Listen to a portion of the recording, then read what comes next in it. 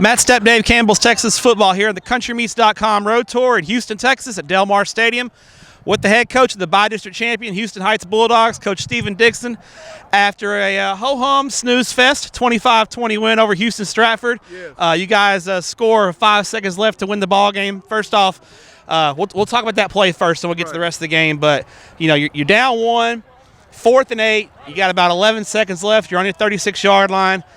You know, what's going through your mind? I mean, are you talking to your offensive coordinator about what play? Are you trying to get 6 there, or is it more about getting a first down, or what are you trying to get accomplished there? Originally, I was trying to say, well, just try to get in field goal range and try to win it with a field goal.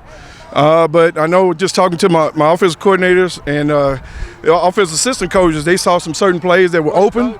And love you too. Saw some certain plays that were open, and we just rolled with it. We kind of figured that play might open up, and it did right at the end and scored us a touchdown. So that was more of your offensive coordinator was seeing something during the course of the game where you thought you could take a shot there? Well, we saw it all week. Okay. My offensive coordinators and co-coordinators, they been in a great game plan.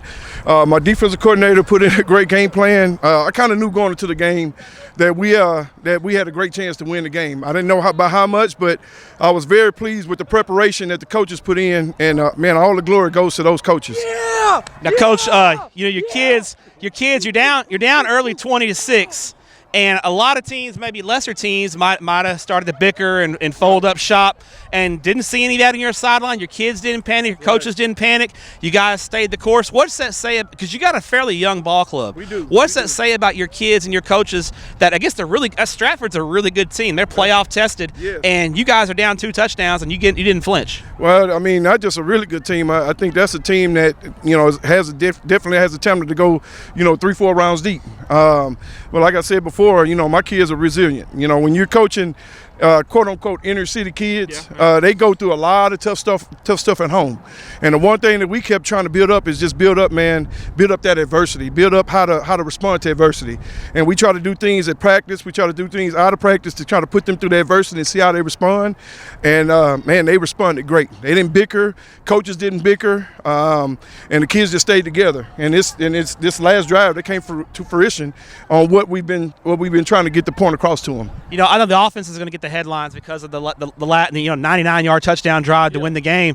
But I thought your defense really kept y'all in it in the middle part of the football game when there was a couple opportunities where they had a chance to really seize control of the game because your offense kind of went through a rough patch there in the middle of the game. And I thought your defense kept them in it. That, you know, that's a big physical offensive line with some explosive backs.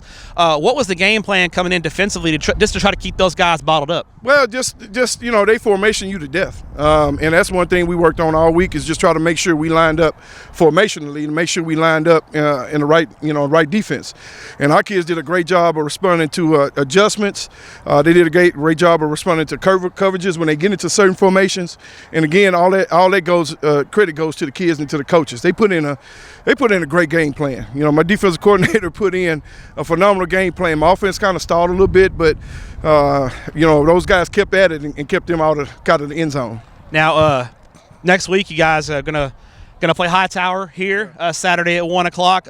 For Heights fans, what's the what can you obviously haven't watched film on him yet, but I know you know about Hightower. What can you expect to see? What kind of ball club you expect to see with Hightower? Well, I went to go see him, you know, last night. Very talented, very fast, physical.